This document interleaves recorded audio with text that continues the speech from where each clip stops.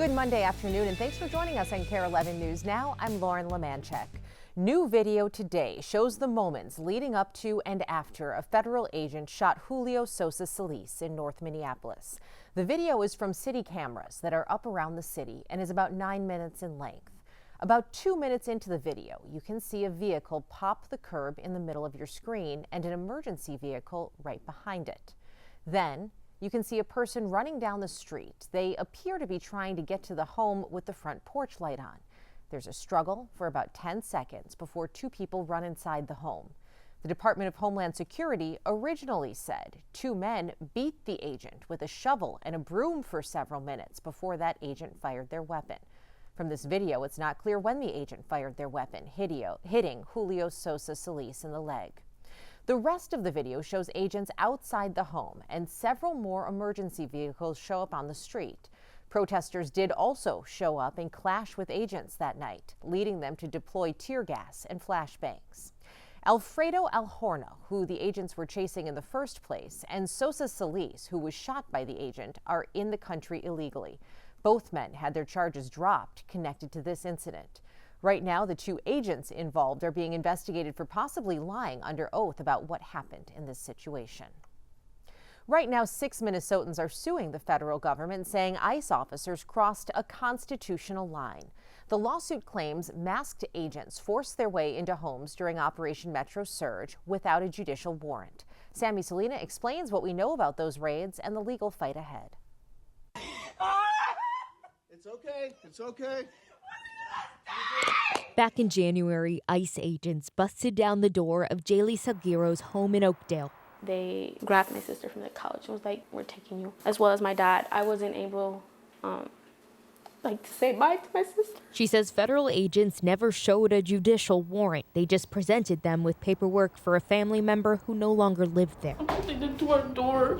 Now she and 2 other Minnesota families are listed as plaintiffs in a lawsuit suing the Department of Homeland Security, ICE, and other federal agencies and officials. The idea that federal agents would forcibly enter people's homes without a warrant, without a judge's signature, is just so contrary to our constitutional framework. Teresa Nelson is the legal director for the ACLU of Minnesota, one of the groups who brought the case on behalf of people like Jaylee. This lawsuit challenges, we're calling it the warrantless home entry memo, this memo that states that ICE agents can enter people's homes using just an administrative warrant signed by a DHS official in order to enter a home without a warrant, without consent. Whistleblowers eventually brought attention to the internal memo, which the lawsuit alleges was kept secret. Nelson hopes the lawsuit will stop these practices. This policy memo is inconsistent with the way that ICE has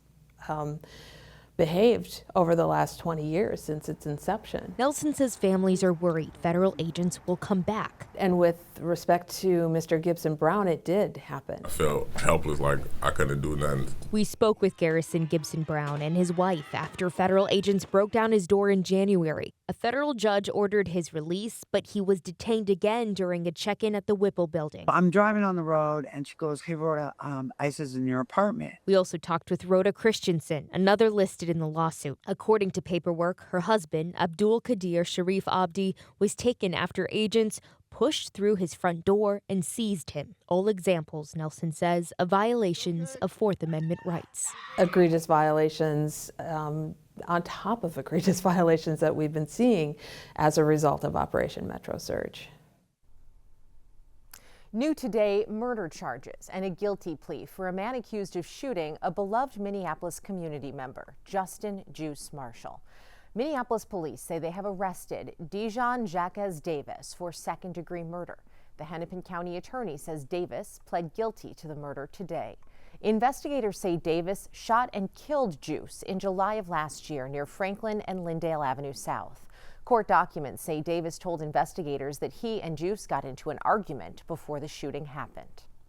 Just in this afternoon, President Trump giving an update on the rescue of a second U.S. pilot after a fighter jet was shot down over Iran late last week. Both members of the crew ejected from the aircraft and landed alive.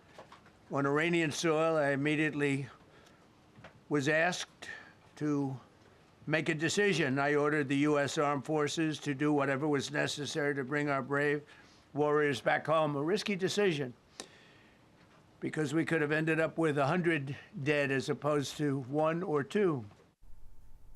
The president's message comes as the United States and Iran have reportedly received a proposal from mediators for a 45-day ceasefire and the reopening of the critical Strait of Hormuz.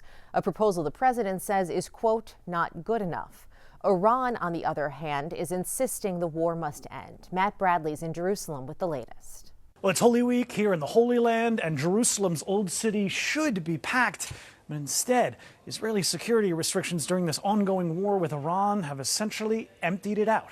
That means that we're still actually seeing the Iranians fighting back in a very big way against Israel and the United States and America's Gulf Arab allies, continuing to pelt the Gulf areas and here in Israel with ballistic missiles and other projectiles. 4 people were killed in the northern Israeli city of Haifa in an attack overnight. That's a rare set of casualties here. We've seen quite a few injuries, but deaths have been rare thanks to Israel's early warning system and all of the bomb shelters that are scattered throughout the country.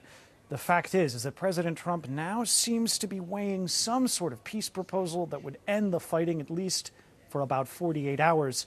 That's one of many different proposals that the president is considering, according to administration officials who spoke with NBC News. And it's not clear whether he's made up his mind yet. Matt Bradley, NBC News, Jerusalem. We're taking a live look from Washington right now on day 51 of the Homeland Security shutdown. Right now, House Democrats are calling on Republicans to cut their Easter recess short and reopen the department. House lawmakers met Friday after the Senate passed a funding bill but did not advance it. As the funding battle drags on, there's some good news for Homeland Security employees this morning. President Trump signed a memo directing the department to pay all of its employees. The move will help nearly 35,000 workers who've gone without paychecks since February. You might remember Trump signed a similar memo last week asking DHS to pay TSA workers. It's not clear how the White House will fund this latest round of paychecks. New today, Minnesota Supreme Court Chief Justice Natalie Hudson is retiring. Her last day on the job will be September 30th. She was appointed by Governor Walz back in 2023 after serving 8 years as an associate justice. She is the first person of color to serve as Minnesota's Chief Justice. Hudson turns 70 next January, which is the mandatory retirement age for justices on the Minnesota Supreme Court. A new look today at the future of Hennepin County Medical Center amid its massive financial crisis. For the first time since abruptly resigning last week, we're hearing from the hospital's leader as some state lawmakers push back on a proposal to give the hospital more taxpayer money. Jennifer Hoff joins us now with this exclusive story. The Hennepin County Medical Center has a long history. First opening in Minneapolis in the 1800s. Now known for its trauma and burn centers, serving people all across the upper Midwest. A safety net, mostly for patients who can't afford care, relying on Medicaid reimbursements to stay open. It'd be unconscionable for that place to not be funded. Dr. Kevin Croston was the latest to help lead it, a longtime surgeon even coming out of retirement to try and keep it afloat as the hospital stares down a $200 million deficit about to get bigger. Healthcare is going to really change quickly. You're going to really have to suck the costs out of everything you do to try to make this work. In an email, Croston quit his co-administrator role Wednesday, in part accusing the hospital board of micromanaging as it pushes the legislature to raise the Hennepin County sales tax created to build Target Field by 1%, a proposal about to be introduced next week. There is nobody that runs a health system or is on a board for a health system that doesn't have to make really hard calls. And you're not going to always agree on everything. It was time for me to go. He supports the sales tax, expected to raise $320 million, but admits it's a short-term solution, especially as new federal changes take effect next year, reshaping Medicaid from work requirements and eligibility restrictions, costing the hospital nearly $2 billion more in the next decade. Stadium tax seems like the easiest way to make sure that it's funded for now, and you can always go back and look at things. Democratic Senator Ann Rest disagrees and chairs the tax committee. It is, in this case, asking the poor to pay for the sick, who in many cases are the same people. That is wrong. Rest says the county alone shouldn't bear the burden when 40% of the hospital's patients live outside it, suggesting a business or income tax instead. If it's a state asset, then we should use state revenues to get them on a path toward stability. Different ideas to try and save a renowned resource they do agree is too important to lose. They just can't let this place go. Happening right now, history in space. NASA's Artemis 2 mission beginning their lunar flyby and traveling to the far side of the moon. That flyby is happening right now, and if you have Netflix, you can watch it in real time on the streaming service. NASA will also be live streaming. And NASA says the crew is expected to reach a distance from Earth no human has ever traveled at about 6 p.m.